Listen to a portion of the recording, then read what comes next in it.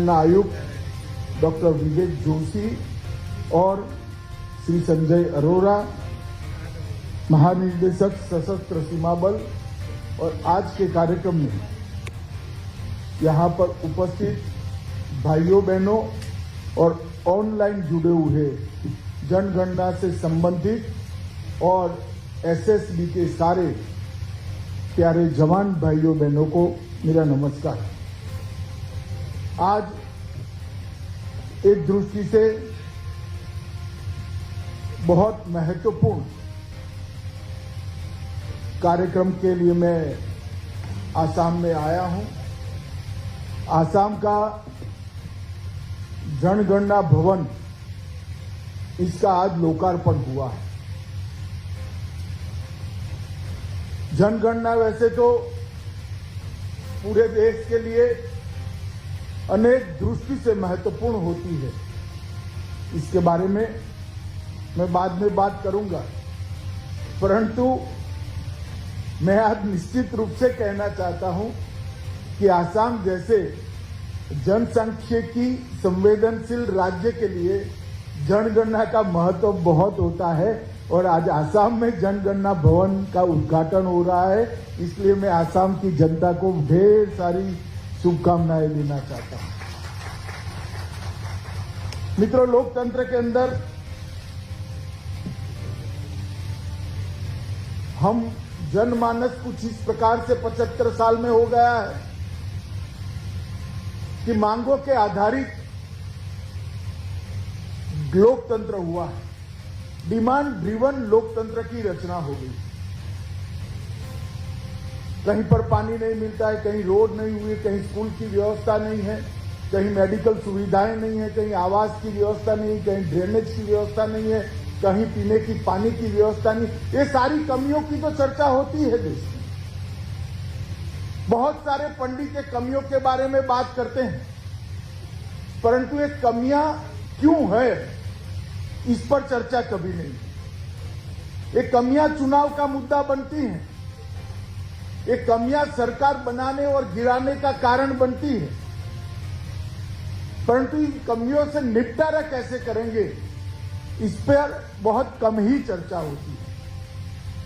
और मैं आज बहुत विश्वास के साथ कहना चाहता हूं, ये सारी कमियों से अगर निपटारा पाना है, किसी भी देश को पाना है, तो उसका प्लानिंग ठीक होना चाहिए, आयोजन ठीक होना चाहिए, और प्लानिंग तभी ठीक हो सकता है जब सटीक जनगणना उपलब्ध हो।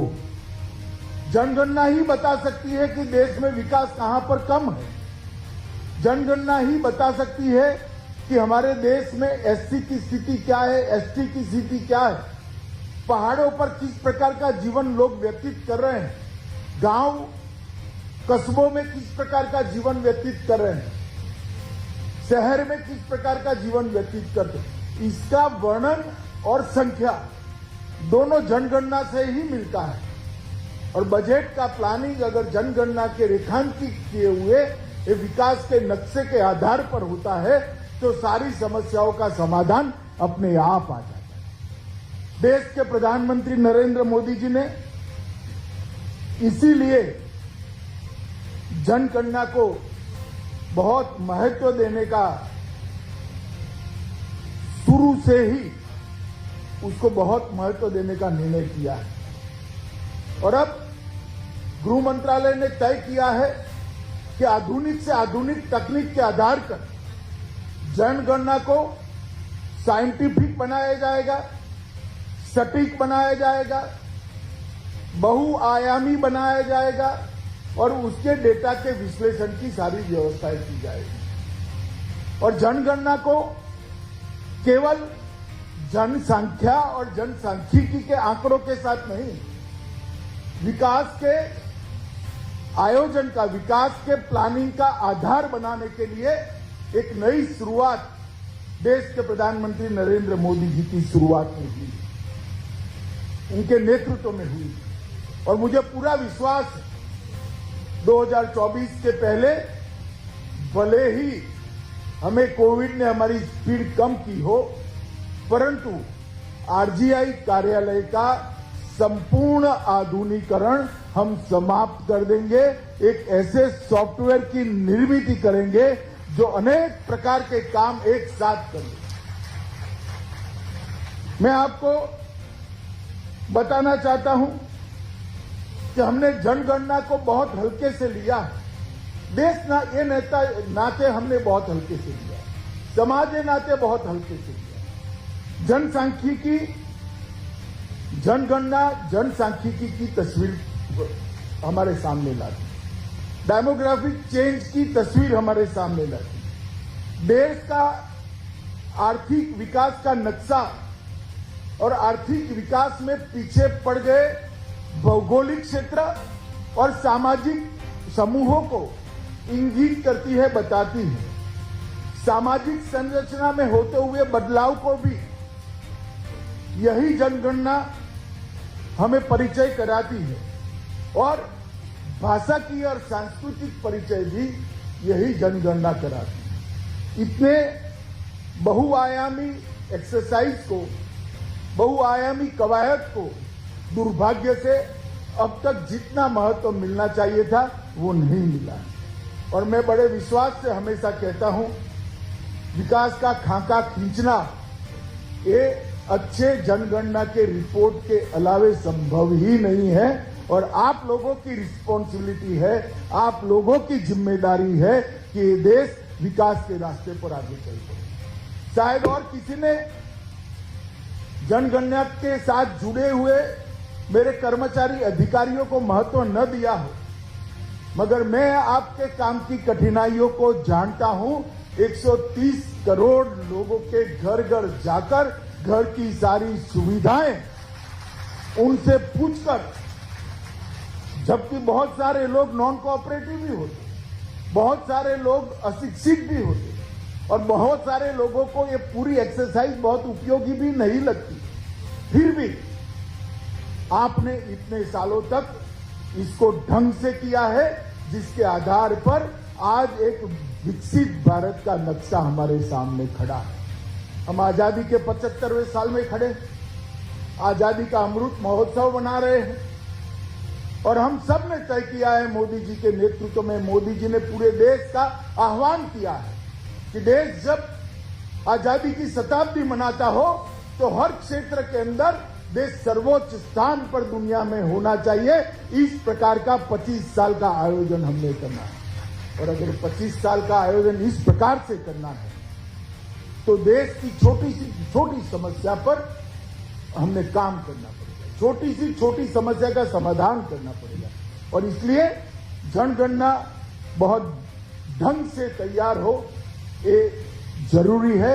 और इसमें ये भगीरथ काम में आप लोगों का और आपके साथ जो हंगामी रूप से जोड़ने वाले अनेक राज्यों के म्युनिसिपल कॉरपोरेशन के पंचायतों के जो कर्मचारी है, इनका काम बहुत कठिन है, मैं जानता हूं। जनगणना आंकड़ों का एकमात्र स्रोत होता है।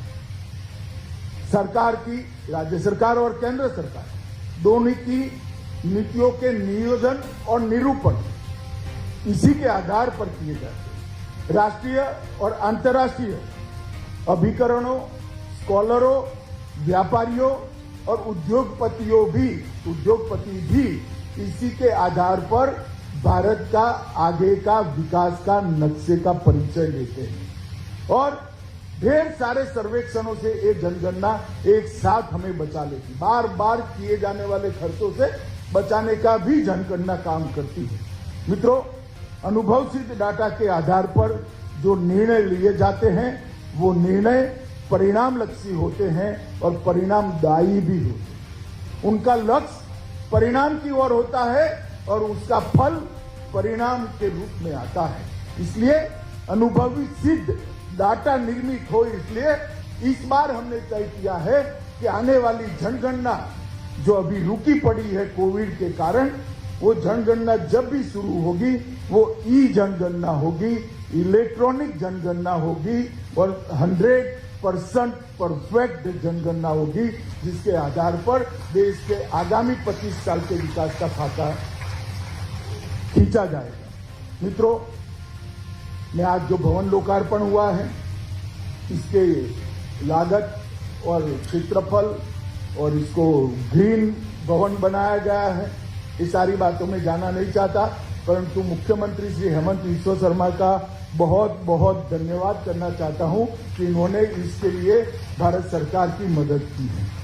मित्रों, जनगणना का जो काम है उसको हमने पेपर सेंसस से डिजिटल सेंसस की ओर मोड़ने का ये ऐतिहासिक वर्ष है। इसलिए इस बार आप सबका काम बहुत कठिन, अगर ढंग से हम इसको सीख कर करेंगे तो सरल भी है, क्योंकि आज देश में 50% आबादी ऐसी है, एक बार उसके मोबाइल के अंदर आपने ये सॉफ्टवेयर डलवा दिया तो वो खुद भरकर आपको भेज देंगे, आपको वो टीडीएस काम करने की जरूरत नहीं पड़ेगी। और मैं इसकी शुरुआत करने वाला हूं, मेरे परिवार का सभी सदस्यों का फॉर्म ई स्वरूप में भरकर मैं आपको जरूर आपके सॉफ्टवेयर पर भेजूंगा। और मुझे भरोसा है देश की जनता भी इसमें बहुत सहयोग करेगी, क्योंकि जनता के अंदर हमने जागृति करनी है कि जनगणना को नए नजरिए के साथ देखना पड़ेगा।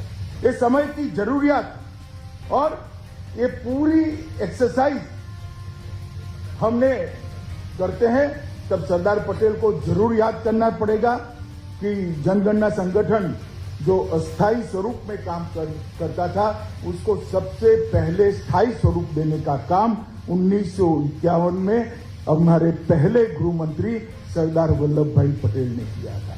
और उस वक्त उन्होंने कहा था कि ये संगठन स्थायी होने के साथ ही भारत के विकास का नक्शा भी स्थायी रूप से बदलता भी रहेगा, आगे भी बढ़ता रहेगा। और अगर हमने ये काम को ठीक तरीके से नहीं किया तो बहुत अनडिजायरेबल रिजल्ट भी आए। मैं वाकई आज सरदार पटेल का रिपीट इसलिए करना चाहता हूं कि देश भर के जनगणना के साथ जुड़े हुए हमारे अधिकारी कर्मचारी यहां पर उपलब्ध हैं। हमसे अपेक्षा रखी गई कि इसको सही तरीके से करें और अनडिजायरेबल नतीजों से बचे और प्रॉपर चेक और काउंटर चेक की सुविधा को हम करें। हम एक नया सॉफ्टवेयर भी तैयार करने जा रहे हैं। डॉक्टर विवेक जोशी कम बोलते हैं मगर धीरे धीरे परंतु कॉन्क्रीट काम करते हैं। हमने इसके अंदर जन्म मृत्यु रजिस्टर को भी जोड़ने का प्रावधान किया है, लगभग जुड़ चुका है, मगर इसका उपयोग भी बहुआयामी उपयोग हम आने वाले दिनों में करने वाले हैं। जैसे जन्म होने के साथ ही बच्चे का बर्थ डेट के साथ ये जनगणना रजिस्टर के बैक इंफॉर्मेशन में आ जाएगा। 18 साल का होने के साथ ही जनगणना रजिस्ट्रार के कार्यालय से ही वो मतदाता सूची के अंदर मतदाता ए रूप में रजिस्टर हो जाएगा। मृत्यु होते ही जनगणना कार्यालय से मतदाता सूची से डिलीट हो जाएगा। आप घर बदलेंगे, नई रजिस्ट्री होगी, आप पर एक SMS आएगा, ये आपने रहने के लिए लिया है, आप वहां ट्रांसफर होने वाले हो, या आपने वैसे ही लिया है, कहोगे कि हम रहने के लिए लिया है, रहने के जाने के साथ ही यहां से मतदाता सूची में वो परिवर्तित। अनेक प्रकार के काम इसके अंदर होने वाले हैं, जिससे सरकार के अनेक विभागों को एड्रेस चेंज की मुश्किल से बाहर निकल जाना पड़ेगा। और किसी ने पहले बर्थ रजिस्टर कराना है, फिर मतदाता सूची में नागरिक बनने के लिए जाना है, मृत्यु का दाखला लेना है, फिर डिलीट हो या न हो मतदान प्रतिशत नीचा रहता है, ऑटोमेटिक एडिशन और डिलीशन दोनों होंगे। ये मैं एक सरल उदाहरण के रूप में कहता हूं, परंतु अनेक प्रकार के इसके उपयोगों को हमने इसके आधार पर करने का निर्णय किया है। मित्रों, अब इसको इलेक्ट्रॉनिक स्वरूप से वेबसाइट पर भी रखा गया है। हमारा भाषा का मैपिंग भी आज इलेक्ट्रॉनिक और प्रिंटिंग दोनों स्वरूपों में देश के सामने रखा गया है। जो 2011 की जनगणना का है, इसको अब नियमित रूप से आगे भी रखा जाएगा कि जनगणना का भी रखा जाएगा। और अनेक प्रकार के कामों को हम इसके साथ जोड़ने वाले हैं। इसमें बहुत सारी जागरूकता की जरूरत है, मगर आप चिंता मत करिए। टेलीविजन चैनल्स, दूरदर्शन, बहुत सारे अखबारों को हम विनंती कर जागरूकता लाने के लिए इस बार प्रयास करने वाले हैं, क्योंकि डिजिटल जनगणना सफल होना देश के लिए बहुत जरूरी है। आपका जो ये प्रयास है सफल करने में ढेर सारे लोग आपका सहयोग करने वाले हैं। सिर्फ आप हिम्मत के साथ आगे बढ़िए तो अच्छे परिणाम आना निश्चित है। मित्रों, नागरिक पंजीकरण प्रणाली CRS को भी जैसा मैंने कहा 2024 तक हमने 100% रजिस्ट्रेशन का लक्ष्य रखा है। 2024 तक हर जन्म का रजिस्ट्रेशन होगा, हर मृत्यु का भी रजिस्ट्रेशन होगा, और हर जन्म और हर मृत्यु का रजिस्ट्रेशन होने का मतलब है कि हमारी जनगणना ऑटोमेटिकली ही अपडेट हो जाएगी। मित्रों, भाषा एटलस का जो विमोचन किया है वो ढेर सारे सरकारी कामकाज के लिए और प्राइवेट कंपनियों के कामकाज के लिए, एडवर्टाइज का काम करने वाली कंपनियों के लिए, उद्योगों के लिए बहुत महत्वपूर्ण होने वाला है। एजुकेशन के साथ काम करने वाले लोगों के लिए भी ये बहुत उपयोगी होने चाहिए। भाषा एटलस सेकेंडरी लैंग्वेज कौन सी है वो बता देगा, तो एजुकेशन की प्राइवेट इंस्टीट्यूशन जो एजुकेशन की योजना बनाएगी उनको भी ये बहुत उपयोग में आने वाला है। और मैं मानता हूं कि नई वेबसाइट का जो हमने आज यहाँ पर लोकार्पण किया है, इससे देश में ढेर सारे उपयोगों के लिए जनगणना का डेटा और इसका डेटा एनालिसिस दोनों के काम में आएगा, तो उसका फायदा ही होने वाला है। आज SSB के भी अनेकविध प्रकल्पों का यहाँ पर लोकार्पण किया गया है। देश के जनता के मन में SSB का शायद परिचय कम है, कंपैरेटिवली कम है। SSB सिर्फ बॉर्डर गार्डिंग फोर्स ऐसा नहीं है। नेपाल और भूटान की सीमा की तो वो सुरक्षा करते ही है, मगर बहुत लंबे समय तक SSB ने सीमांत गांवों के सांस्कृतिक DNA का एनालिसिस कर अपने पास रखा है, बहुत लंबे समय तक, और ये बहुत उपयोगी डेटा उनके पास पड़ा है। आज लगभग 60 से 70 करोड़ के अलग अलग कामों का SSB का भी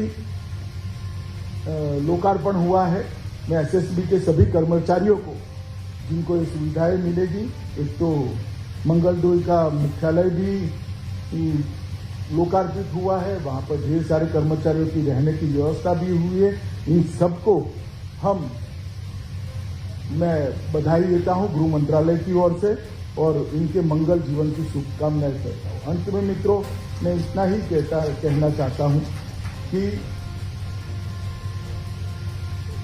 नीचे से ऊपर तक का हमारा अप्रोच, बॉटम अप अप्रोच जो है, वो परिवार का वर्तमान आकार क्या है, परिवार की शिक्षा और रोजगारी की स्थिति क्या है, आबादी की अपेक्षित आयु, देश की एज क्या होगी और देश की एज के अनुरूप विकास का नक्शा कैसे होगा। जो बॉटम अप अप्रोच है, इससे इतनी चीजों का तय होगा।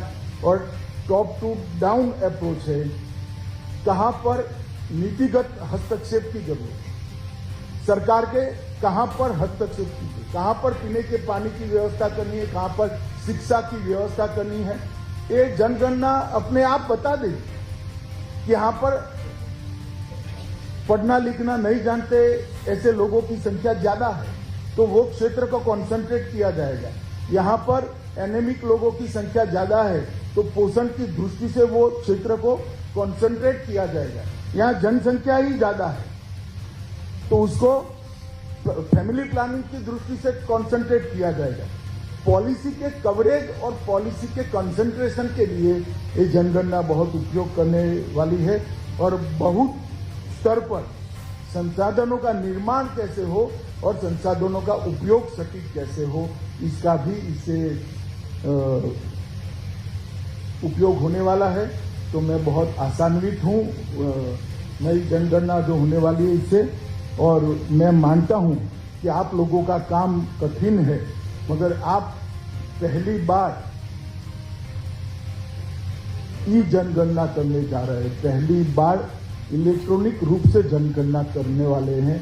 जब जनगणना का इतिहास सालों तक लिखा जाएगा, इसमें इस जनगणना में जो हमारे कर्मयोगी भाई बहन सम्मिलित है, उनका नाम सुवर्ण अक्षरों से लिखा जाएगा, क्योंकि जो शुरुआत करता है दुनिया उसको हमेशा याद करती है। तो मुझे मालूम है ये कठिन काम है, मगर हम सब ने मिलकर करना है, क्योंकि देश के विकास का आधार ये जनगणना की सफलता है। आज आसाम के जनगणना भवन का उद्घाटन हुआ है। देश का जनगणना भवन भी अगस्त तक बन जाएगा, उसे मुझे विवेक जी ने कहा है। और जनगणना करने वाले अपने घर में जल्दी पहुंच जाए, ऐसी हमारी भी इच्छा है कि अपने खुद के घर में बैठकर जनगणना का काम करें। आप सभी को, देश भर के सभी कर्मयोगी भाई बहन यहाँ पर है, उसको बहुत बहुत शुभकामनाएं। मैं फिर से एक बार रिपीट करता हूँ, देश के प्रधानमंत्री को, देश की सरकार को आपके काम की निष्ठा पर पूरा भरोसा है और सटीक जनगणना के आधार पर आप विश्वास रखिएगा। 2047 में जब देश की आजादी की शताब्दी मनाई जाएगी, देश हर क्षेत्र में विश्व में नंबर 1 पर होगा। ऐसे भारत की हम सब मिलकर रचना करेंगे। बहुत बहुत शुभकामना और धन्यवाद। वंदे मातरम।